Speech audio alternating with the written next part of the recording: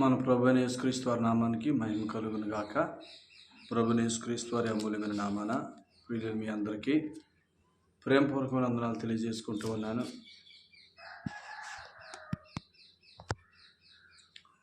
దేవుడు మనకు అనుగ్రహించిన ఈ మంచి సమయంలో మనం ప్రభు మనకు అందిస్తున్న ప్రతి సంగతిని బట్టి ప్రభువును స్తుతిస్తున్నాం.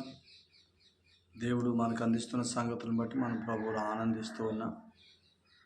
ఆయన్ను అనుసరించి జీవించినట్లుగా ప్రభు కృప చూపిస్తున్నారు. అందుకే ప్రభుకు స్తోత్రాలు చెల్లిస్తూ ఉన్నారు.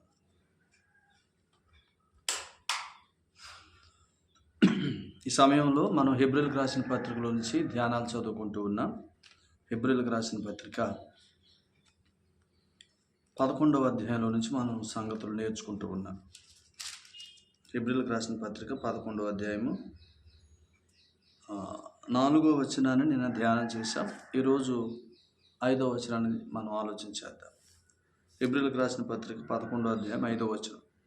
విశ్వాసమును బట్టి హనోకు మరణం చూడకుండానట్లు కొనుపోబడెను. అతడు కొనుపోబడక మునుపు దేవునికి ఇష్టడై ఉండెనని సాక్ష్యం పొందెను గనుక దేవుడు అతన్ని కొనుపోయిన గనుక అతడు కనబడలేదు. 6వ వచనం కూడా చదువుదాం. విశ్వాసము లేకుండా దేవునికి ఇష్టడై ఉండుట అసాధ్యము. దేవుని యొద్దకు వచ్చేవాడు ఆయన ఉన్నాడనియు తను వెదుకు వారికి ఫలము దయచేవాడనియు నమ్మవలెను కదా. ప్రార్థన చేద్దాం. పరిశుద్ధుడు తండ్రి, ప్రేమమయుడైన దేవా, మీకు వందనాలు.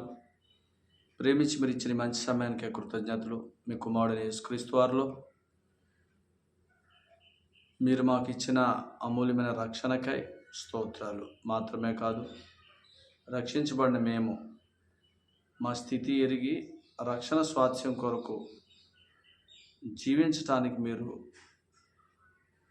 ప్రతిరోజు మాతో మాట్లాడుతున్నందుకే స్తోత్రాలు. మా జీవమైన క్రీస్తును, మా సర్వమైన క్రీస్తును, మా నీతి అయిన క్రీస్తును మాకు వినిపించమని యేసుక్రీస్తు వారి పేట కృతజ్ఞతలు చెల్లించి ప్రార్థిస్తున్నాం తండ్రి.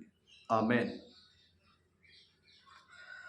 ప్రభునందు ప్రియులరా, ఈ హెబ్రీయులకు రాసిన పత్రిక 11వ అధ్యాయం మనం ధ్యానం చేస్తున్నాం. ఈ 11వ అధ్యాయంలో దేవుడు ఆయనతో మొదలుపెట్టి అనేక మంది తన ఎడల విశ్వాసంతో జీవించిన వారిని గురించి ఆయన సాక్ష్యం ఇస్తూ ఉన్నాడు. అసలు విశ్వాసం అంటే ఏంటో ముందు చెప్పాడు. విశ్వాసం అంటే అదృశ్యమైనవి ఉన్నవనుటకు రుజువు, నిరీక్షింపబడు వాటి యొక్క నిజస్వరూపమే విశ్వాసం అని ఆయన చెప్పారు. అసలు ఆ విశ్వాసం ఎవరు అని అంటే ప్రభువైన యేసుక్రీస్తు వారే విశ్వాసమై ఉన్నాడు. ఎందుకంటే యోహాను సువార్త 1వ అధ్యాయం 4 వచనాల్లోను, హెబ్రీ పత్రిక 1వ అధ్యాయం 4 వచనాల్లోను సమస్తము ఆయన మూలంగా కలిగి ఉన్నది ఏది ఆయన లేకుండా కలుగలేదు. ఆ సమస్తాన్ని ఆయన ఎలా కలుగు చేశాడంటే తన మహత్తు గల మాట చేత కలుగు చేశాడని హెబ్రీ పత్రిక 1వ అధ్యాయం 4వ వచనంలో చదువుతున్నా. ఆ మహత్తు గల మాట ఏంటి అని అంటే విశ్వాసముతో మాట్లాడుట అని కొరింథీయులకు రాసిన 2వ పత్రిక 4వ అధ్యాయం 5-14 వచనాలు మనం చూస్తున్నాం. అంధకారంలో నుంచి వెలుగు కలుగుగా కాని పలికిన దేవుడు, కొరింథీయులకు రాసిన 2వ పత్రిక 4-5 వచనం. అంధకారంలో వెలుగు పలికాడు, వెలుగు లేదు. ఎలా పలికావయ్యానంటే అక్కడే 14 వచనంలో విశ్వసించితిని గనుక మాట్లాడితేనే అని అన్నాడు ఆయన. సో విశ్వాసంతో మాట్లాడాడు, ఎందుకంటే దేవుడు విశ్వాసమై ఉన్నాడు. దీన్ని బట్టి చూస్తే సృష్టిని సృజించిన దేవుడు, సృష్టికర్త అయిన దేవుడు ఆయన విశ్వాసమై ఉన్నాడు. విశ్వాసం అంటే అదృశ్యమైనవి ఉన్నాయి అనుటకు రుజువు, నిరీక్షించబడు దాని యొక్క నిజస్వరూపం. ఆయన వెలుగును నిరీక్షించాడు. ఆ వెలుగు అదృశ్యంగా ఉన్న ఆ వెలుగు లేనప్పుడే దాన్ని ఉన్నట్టుగా మాట్లాడాడు. దీన్ని అన్నాడు రోమపత్రిక 4వ అధ్యాయం 17వ వచనంలో, ఆయన మృతులను సజీవులుగా చేయవాడు, లేని వాటిని ఉన్నట్టుగా పిలుచువాడని అక్కడ మాట్లాడాడు. సో కాబట్టి విశ్వాసము అనంటే మన ప్రభువే. ఆయన విశ్వాసమై ఉన్నాడు. విశ్వాసం అనేది దైవ స్వభావం. ఆ స్వభావాన్ని అనుసరించి ఆయన ఏమైనా చేస్తాడు. ఆయన తన స్వభావానికి విరుద్ధంగా ఏమీ చేయడని తిమోతికి రాసిన 2వ పత్రిక 2వ అధ్యాయం 13వ వచనంలో చెప్పాడు. ఆయన తన స్వభావానికి వేరుగా కానీ విరుద్ధంగా కానీ ఏమీ చేయడు. ఆయన స్వభావం విశ్వాసం.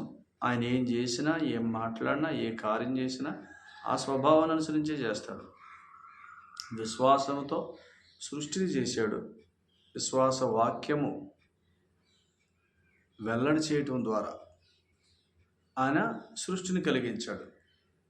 ఆకాశము కలుగునుగాక, ఆరణ్యాల భూమి కలుగునుగాక, సూర్యచంద్ర నక్షత్రాదులు కలుగునుగాక, సముద్రము కలుగునుగాక, సమస్తము సమస్తము సమస్తము సమస్తము ఆయన కలుగునుగాక అని ఆయన కలిగించాడు. సో దేవుడు విశ్వాసమై ఉన్నాడు. దేవుడే విశ్వాసం. ఆయన గురించి చెప్తూ ఆ విశ్వాస స్వభావంతో ఆయన తర్వాత ఆయన అందు విశ్వాసం ఉంచిన వారు, ఆయన స్వభావాన్ని అనుసరించి జీవించిన వారందరి గురించి ప్రశంసిస్తున్నాడు. సో దేవుడు ఎవరిని ప్రశంసిస్తాడో, లేదా దేవుడు ఎవరిని గురించి సాక్ష్యం ఇస్తాడో, దేవుడు ఎవరిని మెచ్చుకుంటాడు, దేవుడు ఎవరికే మెప్పును ఘనతను బహుమానాన్ని ఇస్తాడనంటే ఆయనందు విశ్వాసం ఉంచిన వారు, ఆయన స్వభావాన్ని అనుసరించి జీవిస్తే వారిని ఆయన వారి గురించి ఆయన మెప్పు, ఘనత, సాక్ష్యం, ప్రశంస చేయబోతున్నాడు. ఎప్పుడంటే రేపు మనందరం క్రీస్తు న్యాయపీఠం ఎదుట ప్రత్యక్షమైనప్పుడు, మనందరం క్రీస్తు న్యాయపీఠం ఎదుట ప్రత్యక్షమవుతాం. అప్పుడు ప్రశంస. సో దేవుడు భూమి మీద సంఘం అనే దాన్ని కట్టింది ఎందుకంటే ఆయన పరలోకానికి వెళ్ళి పరిశుద్ధాత్మను పంపించి అపోస్తల కార్యాలు 2వ అధ్యాయం పెంతుకోస్తు దినాన వారందరూ మేడగదిలో ఉండగా 120 మంది, వారందరిలోకి పరిశుద్ధాత్మను పంపించి వారిని బలపరిచి ఆ ఆత్మ ద్వారా, వారిలో నివసిస్తున్న ఆత్మ ద్వారా వారితో మాట్లాడుతూ, వారిని బలపరుస్తూ, వారి ద్వారా తను గూర్చిన సంగతులు, సువార్తను ప్రకటిస్తూ సంఘాన్ని అపోస్తల కార్యాలు 2వ అధ్యాయంలో ఆత్మను పంపించడం ద్వారా కట్టి సంఘం ద్వారా పనిచేస్తుంది. ఎందుకు అని అంటే ఆయన ఆ సంఘము ద్వారా విశ్వాసి జీవిస్తూ అవిశ్వాసిక రక్షణ ప్రకటిస్తూ, సంఘము ద్వారా దేవుని ఆత్మ ద్వారా నడిపించబడి విశ్వాస మూలంగా జీవించిన వ్యక్తిని రేపు ఆయన ఎదుట నిలబడినప్పుడు ప్రశంసించాలని. ఎందుకంటే యేసుప్రభుని నమ్మిన వారందరూ యేసుప్రభు వారు వచ్చినప్పుడు లేపబడతారు. మృతులైతే గనక, ఒకవేళ వారు నిద్రిస్తే, ప్రభునందు నిద్రిస్తే వారు మృతుల్లోంచి లేస్తారు. వారి తర్వాత ఒకవేళ మనం సజీవులుగా ఉంటే ప్రభు వచ్చే సమయానికి మనకు కూడా మహిమ దేహాలు ఇస్తాడు. మనకంటే ముందు నమ్ముకున్న వారిని మృతుల్లో నుంచి లేపి వారికి మహిమ దేహాలు ఇస్తాడు. ఆ తర్వాత సజీవులుగా ఉంటే మనకు మహిమ దేహాలు ఇస్తాడు. యేసుప్రభుని నమ్ముకున్న వారందరూ మహిమ దేహాలు ధరించుకుంటారు. వారు సంఘానికి వచ్చినా రాకపోయినా వారు నిజంగా ప్రభువుని సువార్తను నమ్మి హృదయంలో విశ్వసిస్తే వారు లేపబడతారు, మహిమ దేహాలు ధరించుకుంటారు. ఆ మహిమ దేహాలు ధరించుకున్న తర్వాత క్రీస్తు న్యాయపీఠం ఎదుట మనం నిలబడతాం. ఆ క్రీస్తు న్యాయపీఠం ఎదుట నిలబడినప్పుడు ఈ ప్రశంసలన్నీ జరుగుతాయి. విశ్వాస మూలంగా జీవించిన వారందరిని గురించి ఆయన మాట్లాడతాడు. ఆ విశ్వాసంతో, ప్రభు ఎడల విశ్వాసంతో వారు జీవిస్తూ అనేక మందికి ఆయన గురించి ప్రకటించిన విధానం, అనేక మంది కొరకు ప్రార్థించింది, అనేక మందికి దేవుని ప్రేమను బట్టి వారు ఉపకరించింది. ఈ జీవితం అంతా విశ్వాసమును బట్టి జీవిస్తూ వారు చేసిన ప్రతి సత్క్రియకు, వారి జీవితం అంతటికి ఆయన మెప్పును, ఘనతను, ఆయన గొప్ప సాక్ష్యాన్ని, గొప్ప ప్రశంసను ఇవ్వబోతున్నాడు. ఇస్తాడు కూడా. ఇదే జరుగుద్ది అక్కడ. సో కనుక దేవుడు మనకు అనుగ్రహించిన ఆత్మ ద్వారా, ఎప్పటి నుంచి అయితే ఆత్మను పొందుకున్నామో, ఎప్పుడు పొందుకున్నాం? సువార్త నమ్మినప్పుడే. పాప క్షమాపణ పొందాం, దేవుని పిల్లలమయ్యాం, ఆత్మచేత ముద్రించబడ్డామంటే పరిశుద్ధాత్ముడు మనలో నివసిస్తున్నాడు. ఆత్మను పొందుకున్నాం. మనకి ఇవ్వబడిన పరిశుద్ధాత్ముని ద్వారా మనం నడిపించబడి జీవిస్తున్న నాటి నుంచి, ఆత్మను మనకు అనుగ్రహించిన నాటి నుంచి ఆత్మ ద్వారా నడిపించబడిన జీవితానికి మనకి బహుమానాలు ఉన్నాయి. జీవించకపోతే మహిమదేహాలు ధరించుకుంటారు, ఎత్తబడతారు, కానీ బహుమానం ఉండదు. కానీ అవమానం, తలదించుకునే పరిస్థితి, ఇవన్నీ ఉంటాయి. సో మీరు ఇంకో సంగతి గుర్తుపెట్టుకోండి. యేసు ప్రభునందు విశ్వాసం ఉంచిన వాడు తనకి ఇవ్వబడిన ఆత్మను అనుసరించి జీవించకపోతే ఈ లోకంలో కూడా సరైన జీవితం ఉండదు. కాబట్టి ఈ లోకంలో కూడా ఎన్నో శ్రమల పాలవుతాడు. ఎంతో అవమానం, ఎంతో నింద, అభివృద్ధి ఉండదు, ఎదుగుదల ఉండదు, ఎక్కడ చూసినా క్షేమం ఉండదు. అందుకని వారు జీవించిన దినాల్లో వారు నష్టపోతారు. వారి ద్వారా సంఘానికి చెడ్డ పేరు, వారి ద్వారా ఎవరు దేవుని దగ్గరికి రారు. సో అందుకని దేవుడు జీవించమని చెప్తున్నాడు. సో ఇలా మనం ఆలోచన చేస్తే హనోకు అని ఆయన గురించి చెప్తూ మూడో వ్యక్తిగా మొట్టమొదటి మొదటి 3 వచనాల్లో ప్రభు విశ్వాసమై ఉన్నాడని, తాను విశ్వాసం మూలంగా సమస్తం చేస్తాడని, ఆయన స్వభావానికి వేరుగా ఆయన ఏమీ చేయడని, ఆయన విశ్వాసం ఉంచిన వారు దేవుని పిల్లలు కాబట్టి వారు కూడా విశ్వాసమై ఉన్నారు కాబట్టి వారు కూడా విశ్వాస మూలంగానే జీవించాలా. అలా జీవించిన వారిని తన ఎదుట రేపు పొద్దున్న ఆయన ప్రశంసించబోతున్నాడు. కాబట్టి రెండో వ్యక్తిగా హేబెలుకు చెప్పాడు, హేబెలు గురించి సాక్ష్యం ఇచ్చాడు. మూడో వ్యక్తిగా హనోకు గురించి చెప్తూ హనోకు మరణము చూడకుండా ఆయనతో కొనుపోబడ్డాడు అన్నాడు. అతడు కొనుపోబడక మునుపు, ఎందుకు కొనుపోబడ్డాడో, అతడు కొనుపోబడక మునుపు దేవునికి ఇష్టుడై ఉండేనని సాక్ష్యం పొందెను అని అన్నాడు. హనోకుని దేవుడు ఏం చేశాడంటే మరణం చూడకుండానే తీసుకొని పోయాడు. ఎందుకు అనంటే అతడు కొనుపోబడటానికి ముందు జీవించిన జీవితం ఏంటి? దేవునికి ఇష్టడుగా జీవించాడు. దేవునికి ఇష్టడుగా జీవించడం అంటే ఏంటి? ఆ కింద వచనంలో రాశాడు, 6వ వచనంలో, విశ్వాసము లేకుండా దేవునికి ఇష్టడైనట అసాధ్యము. అంటే విశ్వాసమును బట్టి జీవించాడు. తాను విశ్వసించిన దేవుని ఎడల అనుదిన విశ్వాసంతో, ప్రతిరోజు విశ్వాసంతో, ప్రతి విషయంలో విశ్వాసంతో, ప్రతి దాని కొరకు విశ్వాసంలో జీవించాడు. ఎక్కడ చూసినా విశ్వాసమే, విశ్వాసమే, విశ్వాసమే. మా ప్రభువు ఉన్నాడు, ఆయన సన్నిధికి వెళ్తే ఆయన మాకు సహాయం చేస్తాడు. మా ప్రభువు ఉన్నాడు, ఆయనతో చెప్పుకుంటే ఆయన మా పక్షంగా నిలబడి గొప్ప కార్యాలు చేస్తాడు. మా ప్రభువు ఉన్నాడు, ఆయన మా కొరకు అన్నీ చేస్తాడు అని జీవించే జీవితంలో వారు జీవించారు కాబట్టి అసలు అతడు మృతుల్లోకి వెళ్లకుండానే కొనిపోయాడు. ఆయన మరణం చూడకుండానే కొనిపోయాడు. అందుకని ఇక్కడ ఏమన్నాడు 6లో, విశ్వాసం లేకుండా దేవునికి ఇష్టడైనట్టు అసాధ్యము. అతడు కొనుపోబడక మునుపు ఆ విశ్వాసంతో జీవించి దేవునికి ఇష్టడై ఉన్నాడు కాబట్టి తీసుకెళ్ళాడు అని చెప్పి ఇక్కడ రాశాడు. ఎలా జీవించంటే దేవుని యొద్దకు వచ్చేవాడు ఆయన ఉన్నాడనియు, తను వెదకు వారికి ఫలము దయచేవాడనియు నమ్మవలను కదా. అంటే హనోకు ఇలా నమ్మాడనమాట. అసలు ఆయన ఉన్నాడు, ఆయన నన్ను ప్రేమించాడు, నా కొరకు ప్రాణమే ఇచ్చాడు, ఆయన విశ్వాసం మూలంగా పాపక్షమాపణ ఇచ్చి నీతిమంతుడిగా తీర్చి నన్ను దేవుని కుమారుడిగా చేశాడు. సో ఆయన దగ్గరికి వెళ్తే ఆయన నాకు అన్నీ ఇస్తాడు కదా, నేను ఆయన కుమారుడిని కదా అనే అనుభవంలో మనం జీవించాలా. హనోకు జీవించాడు అలాగా. హనోకు జీవించాడు. హనోకు కుమారుడు కాదు. హనోకు దినాల్లో వారు కుమారులని పిలువబడలేదు. హనోకు దినాల్లో వారు కుమారులు కాదు, కానీ మనమైతే కుమారులు. అందుకనే ఇక్కడ చెప్తున్న సంగతి ఏంటంటే వారు అలా జీవించారు, మనం కూడా జీవించాలిగా. అదే చెప్తున్నాడు. మా ప్రభువు ఉన్నాడు, ఆయన మా కొరకు సమస్త కార్యాలు జరిగించాడు. సో సమస్త విషయాల్లో ఆయన మాకు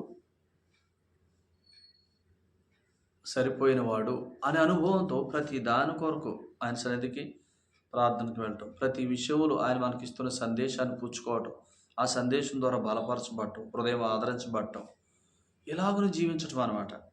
సో అతడు కొనుపోబడక మునుపు దేవునికి ఇష్టడుగా బ్రతికాడు కాబట్టి కొనిపోయాడు. ఇష్టడుగా బ్రతికాడంటే ఎలా బ్రతికాడంటే ఇక్కడే చెప్పాడు, విశ్వాసమును బట్టి బ్రతికాడు. ఎంత విశ్వాసం అంటే ప్రతి విషయంలో ఆయన ఉన్నాడు, నాకేం పర్లేదు, ఆయన ఉన్నాడు, నాకేం పర్లేదు అనే అనుభవంలో బ్రతికాడు. సో ఒక మాట మనం చదువుకుంటే హనోకు గురించి ఆదికాండం 5వ అధ్యాయంలో రాస్తూ ఆదాము గురించి అతను ప్రభువైన యేసుక్రీస్తు యొక్క సంకల్పం, దైవ సంకల్పాన్ని రాసిన అధ్యాయం ఇది. ఇక్కడ హనోకు గురించి రాశాడు చూడండి. 21 నుంచి, హనోకు 65 ఏండ్లు బ్రతికి మెతూషెలను కనెను. హనోకు మెతూషెలను కనిన తరువాత 300 ఏండ్లు దేవునితో నడుచుచు కుమార్తెలను కనెను. చూసారా, 300 ఏండ్లు దేవునితో నడుచుచు కుమార్తెలను కనెను. హనోకు దినములన్నీ 365 ఏండ్లు. హనోకు దేవునితో నడిచిన తరువాత దేవుడు అతన్ని తీసుకొని పోయాను గనుక అతడు లేకపోయాను. చూసారా, హనోకు 65 ఏళ్ళు బ్రతికి కుమార్తెను కంటూ ఆ తర్వాత కూడా 300 ఏండ్లు ప్రభువుతో నడుస్తూ జీవించాడు. ప్రభువుతో నడుచుట అంటే మీకు ఒక సంగతి చెప్తా. దినవృత్తాంతాల గ్రంథంలో 2వ గ్రంథంలో 34వ అధ్యాయంలో 36వ అధ్యాయంలో అక్కడ రాజుల గురించి రాస్తూ ఒక సంగతి చెప్పాడు. మీకు జ్ఞాపకం చేస్తాను. దినవృత్తాంతాలు 2వ గ్రంథం 34వ అధ్యాయంలో 1వ వచనం, యోషీయా ఏలన ఆరంభించినప్పుడు 8 ఏండ్ల వాడై యెరూషలేములో 31 సంవత్సరములు ఏలెను. అతడు యెహోవా దృష్టికి నీతిని అనుసరించుచు కుడికైనను ఎడమకైనను తొలగకుండా తన పితరుడైన దావీదు చూపిన ప్రవర్తనకు సరిగా ప్రవర్తించను. వాస్తవానికి యోషీయా తండ్రి ఎవరంటే పైన రాశాడు, ఆమోను 21వ వచనంలో, 33వ అధ్యాయం 21లో ఆమోను ఎలా ప్రవర్తించాడు? చాలా చెడుతనం చేశాడు. 22వ వచనంలో ఈ ఆమోను తండ్రి ఎవరు? మనష్షే. 33వ వచనం చదవండి. 33వ అధ్యాయం 1వ వచనంలో మనష్షే ఉన్నాడు. మనష్షే కూడా చాలా చెడు నడత నడిచాడు. మనష్షే కుమారుడైన ఆమోను కూడా చాలా చెడు నడత నడిచాడు. ఇదే 33వ అధ్యాయం 21-22 వచనాలు. కానీ 34వ అధ్యాయంలో వీరి కుమారుడైన యోషీయా ఎవరిని బట్టి జీవించాడంటే దావీదుని బట్టి జీవించాడు. ట్రాక్ రికార్డు చూశాడు. మా నాన్న చెడిపోయాడు, మా తాత చెడిపోయాడు, మా నాన్న ఆమోను చెడిపోయాడు, దేవునికి విరోధంగా జీవించారు, ఆయనతో నడవలేదు. మా తాత యోషీయా చెడిపోయాడు, ఆయనతో నడిచినవాడు కాదు, జీవించిన దినాల్లో ఆయనంత విశ్వాస మూలంగా జీవించిన వాడు కాదు అని ఆ ట్రాక్ రికార్డు చూసుకుంటూ వెళ్తే అతడు తన పితరుడైన దావీదు చూపిన ప్రవర్తనకు సరిగా, అది ఈ రాజులందరిలో మా రాజవంశంలో దైవభయం కలిగి దేవుని యందు విశ్వాసము కలిగి ఆ విశ్వాస మూలంగా జీవించిన వారు ఎవరా అని ట్రాక్ రికార్డ్ చూసుకుంటూ వెళ్తే దావీదు కనబడ్డాడు. యెహోవా దృష్టికి యథార్థవంతుడై, ఆయన దృష్టికి అనుకూలుడై, ఆయన చిత్తానుసారుడు, ఆయన ఉద్దేశాలన్నీ నెరవేర్చిన వాడు ఎవరా అని చూస్తే దావీదు కనపడితే ఇతన్ని మనం ఫాలో అవ్వాలి అని ఫాలో అయ్యాడు. మనం కూడా దేవుని పిల్లలుగా విశ్వాసమును బట్టి జీవిస్తున్న వారిని మనం వెంబడించాలి. యేసు ప్రభునందు విశ్వాసం ఉంచడం మాత్రమే కాదు, విశ్వాసం ఉంచిన వారందరూ జీవించట్లా. విశ్వాసం ఉంచి ఆ విశ్వాసమును బట్టి జీవిస్తున్న వారిని మనం వెంబడించాలి. జీవించుట అనేది ప్రస్తుతం ఈ లోకంలో జరిగే కార్యక్రమం. జీవించిన వారు ఎవ్వరూ కూడా జయించలేరు. అందుకనే ఆ రాజులు చరిత్ర అంతేం బాలే, వీళ్ళ చరిత్ర అంతేం బాలే. 36వ అధ్యాయం చదవండి. 36వ అధ్యాయం చదివితే ఎక్కడో ఒక ఆయన ఉన్నాడు 36వ అధ్యాయంలో. ఆయన పేరేం పేరు? యెహోయాకీను అనే ఆయన. ఇతడు కూడా సరిగ్గా లేడు, సరిగా జీవించలేదు. యెహోవా దృష్టికి చెడు నడత నడిచాడు. అది నడక బాలే. వీళ్ళందరినీ దేవుడు కుర్చీల్లో కూర్చోబెట్టాడు, కానీ తమను కుర్చీలో కూర్చోబెట్టిన ఆయనకి ఘనత తెచ్చేలాగా వీళ్ళెవ్వరూ నడవల. కూర్చుంటమైతే కూర్చున్నారు కుర్చీల్లో, కానీ ఒక్కడు సరిగ్గా నడవల. అందులో కొద్దిమంది నడిచిన వాళ్ళు ఉన్నారు. అందుకనే ఇలా మీకు సంగతి చెప్తాను. అందుకని వీళ్ళు ఏం చేశారు? ఓడిపోయారు, చెరలోకి వెళ్ళిపోయారు. చూడండి 36వ అధ్యాయంలో యెహోయాకీను ఏలనారంభించిన 36వ అధ్యాయం, దినవృత్తాంతాలు 2వ గ్రంథం 36వ అధ్యాయం 9వ వచనంలో, యెహోయాకీను ఏలనారంభించినప్పుడు 8 ఏండ్ల వాడై యెరూషలేములో 3 నెలలు 10 దినములు ఏలెను. 3 నెలల 10 దినాలంతే. అతడు యెహోవా దృష్టికి చెడు నడత నడిచెను. 7 ఏడాది నాటికి రాజైన నెబుకద్నెజరు దూతలను పంపి యెహోయాకీనును బబులోనునకు రప్పించి, చూసారా, చెరలోకి వెళ్ళిపోయాడు. మనల్ని కూర్చోబెట్టినోడికి ఘనత తెచ్చేలాగా మనం జీవించకపోతే ఖచ్చితంగా చెరలోకి వెళ్ళిపోతాం.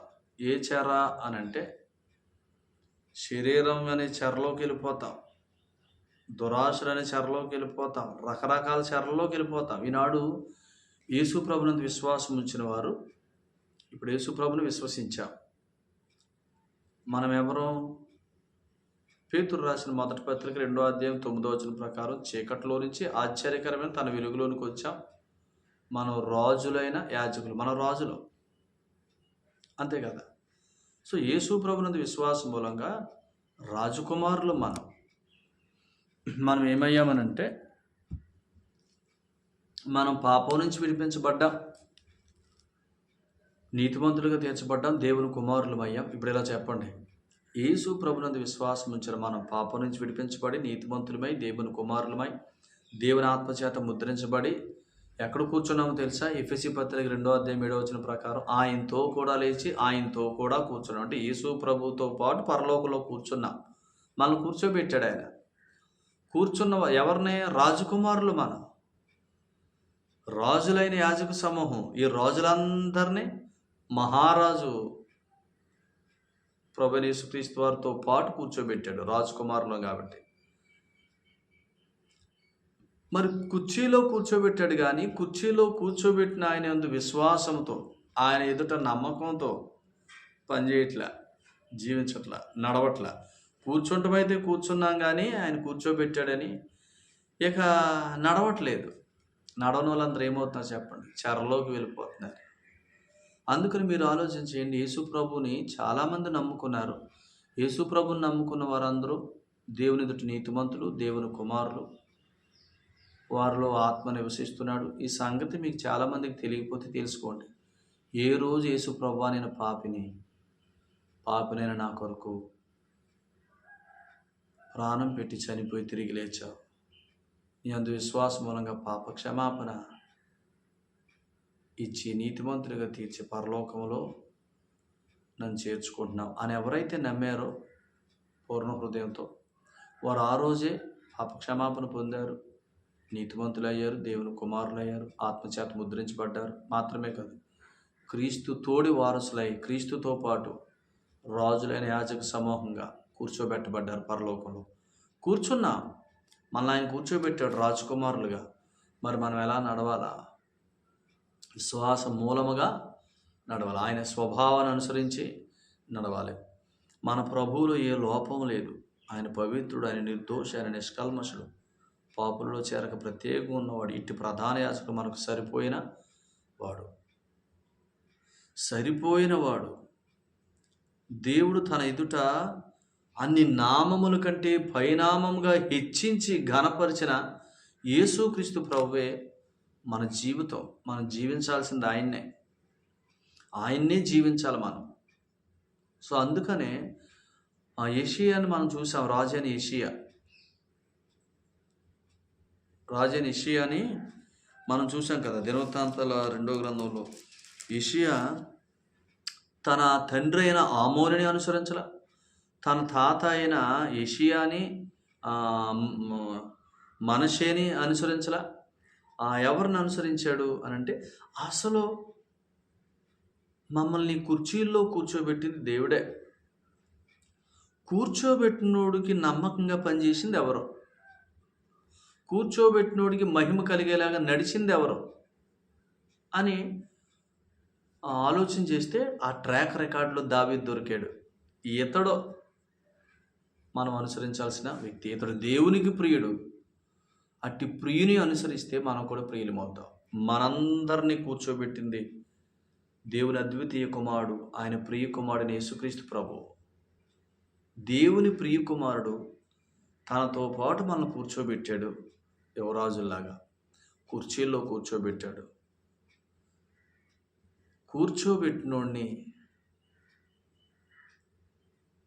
కూర్చోబెట్టిన వాడిని మనం ఘనపరచకపోతే తండ్రిని సంతోషపెట్టిన వాడు ఎవరు? ప్రభువైన యేసుక్రీస్తు వారే. మన తండ్రిని అందరికంటే ఎక్కువగా సంతోషపెట్టింది.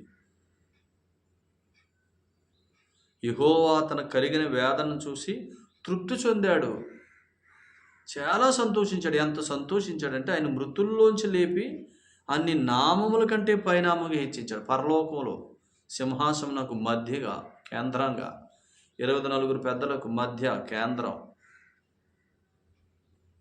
4 జీవుల మధ్య కేంద్రం. అంటే పరలోకంలో సెంటర్ ఆఫ్ అట్రాక్షన్. అంటే పరలోకంలో దాని ఆర్బిట్ లాగా, ఒక సెంటర్ లాగా ఆయన ఉన్నాడు అనమాట. ఒక కేంద్రంగా ఉన్నాడు, పరలోకానికి మూలముగా ఉన్నాడు. సో పరలోకములో తండ్రి సంతోషించడానికి, దూతలు కొత్త పాట పాడటానికి, ఆ జీవులు సంతోషించడానికి, పరలోకములో ఒక క్రొత్త సంతోషానికి ఆయన కారణమై ఉన్నాడు. సో మన ముందు తండ్రిని ఎక్కువగా సంతోషపెట్టిన వాడు ఎవరంటే మన ప్రభువైన యేసుక్రీస్తు. ఆయనను మనం ఎంత జీవిస్తామో అర్థమైంది మీకు. ఇప్పుడు నడుచుట అంటే ఏంటంటే హనోకు దేవునితో నడిచాడు, ఇష్టడయ్యాడు, కొనిపోయాడు అని చెప్పాడు. సో నడుచుట అంటే ఏంటంటే ఆల్రెడీ యేసు ప్రభునందు విశ్వాసం మూలంగా క్రీస్తుతో కూర్చున్నాం. యువరాజులు, రాజులు ఆయనతో నడవాలా, టీవీగా నడవాలా. నువ్వు నడుస్తున్నప్పుడు కూడా ఎవరో నిన్ను ఏమనక్కర్లేనంత నడక నడవాలా. ఆ నడక నడవాలంటే ఆయన జీవించాలా. అలా నడిచిన వారు ఎవరు? శత్రువులు సైతం నా యందు దోషమున్నదని మీరు ఎవడైనా కనిపెట్టగలడా? నా యందు పాపమున్నదని అంటే ఆనాడు ఆయన్ని సిలువ వేయాలని ఎదురు చూసిన శత్రువులు సైతం యోహాను సువార్తలో 8వ అధ్యాయంలో నోరు మెదపలే. కారణం ఏంటి చెప్పండి? అన్యాయమైన సాక్ష్యాలు కూడా ఆయన మీద చెల్లలా. డబ్బులు ఇచ్చి వారి సాక్ష్యాలు చెప్పించినా చెల్లలా. కారణం ఏంటి? ఆయన అంతగా నడిచాడు, అద్వితీయ కుమారుడు. అపవాది కూడా ఆయన ఎదుట నిలవలేక పారిపోయేంత జీవితాన్ని ఆయన జీవించాడు. సో ఆయనే మన జీవం. ఇప్పుడు మన జీవం ఎవరంటే ఆ క్రీస్తే మన జీవం. ఆయనను మనం జీవిస్తే, క్రీస్తే మన జీవంగా జీవిస్తే, కొలసీ పత్రిక 3:4 క్రీస్తే మన జీవం. ఆయనను జీవిస్తే, కొలసీ పత్రిక 3:11 ఆయనే మన సర్వ విషయాలు ఆయన మనం జీవింపజేస్తాడు, చక్కగా నడిపిస్తాడు. సో మన ప్రభువైన యేసుక్రీస్తు వారే మన మాదిరి. యేషయాకి దావీదు ఎలా మాదిరో ఇప్పుడు క్రీస్తుతో యుగయుగాలు ఏలే రాజులు ఆయనతో పాటు కూర్చోబెట్టబడ్డాం. మన మాదిరి, మనల్ని కూర్చోబెట్టిన మన ప్రభువే మన మాదిరి. ఆయన మహిమ కొరకు జీవిద్దాం, ఆయనను నేర్చుకుందాం, తండ్రిని మహింపొద్దాం. ప్రభువును నేర్చుకుందాం, ప్రభువును జీవిద్దాం, తండ్రిని మహింపొద్దాం. అదే నడుచుట. యేసుక్రీస్తు ప్రభువునందు విశ్వాసాన్ని ఎక్కువగా కలిగి, ఆయన గురించి ఎక్కువగా వింటూ జీవించటమే నడుచుట. నడిచిన వారిని ఆయన పైకి ఎత్తుతాడు, ఆయన ఉన్నత స్థితిలోకి ఎత్తుతాడు. దేవుడు అట్టు కృప మనందరికి దయచేయనుగాక. దేవుడి మాటలు మనకు దీవించునుగాక. ఆమేన్. పరిశుద్ధుడు తండ్రి, మీకు వందనాలు. ప్రేమించిన దేవ స్తోత్రాలు. ఈ సంగతులు ఇచ్చినందుకు స్తుతిస్తూ స్తోత్రాలు చేస్తూ మా ప్రియులందరికీ జ్ఞానము, ప్రత్యక్షత గల మనసు, సంపూర్ణ గ్రహింపు యొక్క సకలైశ్వర్య మన మనసు ఇచ్చి సంగతుల గ్రహింపులోకి తీసుకున్నామని, వారిని, వారి కుటుంబాలను, వారు కలిగిన సమస్తాన్ని దీవించమని, బలహీనలు బలపరచమని, రోగులు స్వస్థపరచమని యేసు ప్రభువారి పేట స్తుతించి స్తోత్రాలు చేసి ప్రార్థిస్తున్నాం తండ్రి. ఆమేన్. అందరికీ ప్రభు పేరట ప్రేమపూర్వకమైన వందనాలు. ప్రభు మిమ్మును, మీ కుటుంబాలు బహుగా దీవించునుగాక. ఆమేన్.